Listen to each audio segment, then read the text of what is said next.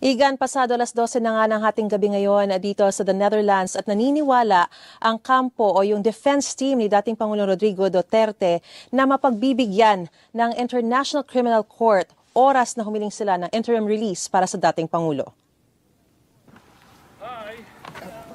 Binigyang diin ng lead counsel na si Attorney Nicholas Kaufman na karapatan ni dating Pangulong Rodrigo Duterte na mapalaya habang iniimbestigahan pa ang kaso. Hindi naman daw kasi siya magiging banta kahit mapalaya muna. The first of which is the risk of flight, the second of which is the risk of interference of witnesses with the evidence, and a third of which is the risk of continuing crimes. None of those factors exist in the present situation, so there is a right for Mr. Duterte to be released.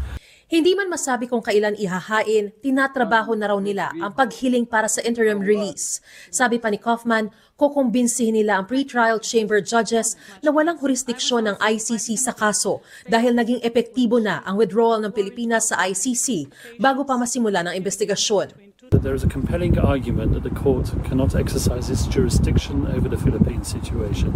That is a live issue. It's an issue which has been through the Philippines courts. It's an issue that's been through the ICC as well. It is a compelling argument. It's an argument that the defense will raise. This is something that has been argued over the last number of years. Sinisika pa naming kunan ng pahayagang prosekusyon kaugnay nito, pero dati na nilang iginiit na pasok pa rin ito sa jurisdiksyon ng ICC. Maging ang International Criminal Court, sinabing meron silang jurisdiksyon sa mga krimeng naganap bago kumalas ang Pilipinas sa Rome Statute. So the court's jurisprudence has already indicated that the ICC retains jurisdiction even after the withdrawal of a state, but only for the crimes that are allegedly were committed during the period when the state was a state party to the ICC Rome Statute. A withdrawal does not affect these obligations and this jurisdiction of the ICC. Ayon sa depensa, kung kakatigan ng mga hukom, hindi na raw magkakaroon ng confirmation of charges hearing sa Setyembre.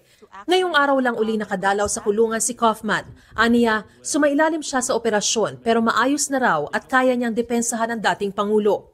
Matagal na raw kilala ni Kaufman ang makakatunggali sa korte na si ICC Prosecutor Karim Khan, na dati na niyang pinuri bilang isang mahusay na abogado. Kaya nang matanong kung magiging matindi ba ang kanilang tapatan sa korte, lawyer just like you. And if you know how we all work and how the law works, we are impartial.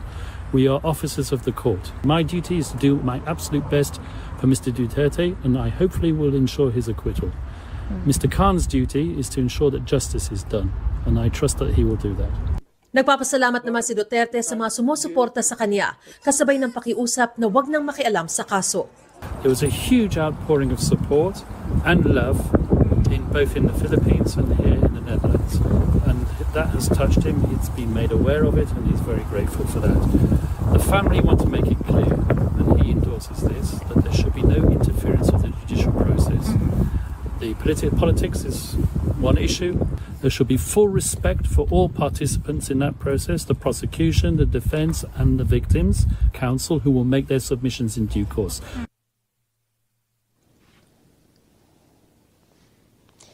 Igan, bagamat in high spirits, sinabi sa atin ni Attorney Kaufman na nahihirapan pa rin daw si dating Pangulong Rodrigo Duterte na makapag-adjust sa loob ng ICC detention facility, lalo't 80 taong gulang na ito at may iniinda pa ang mga medical issues.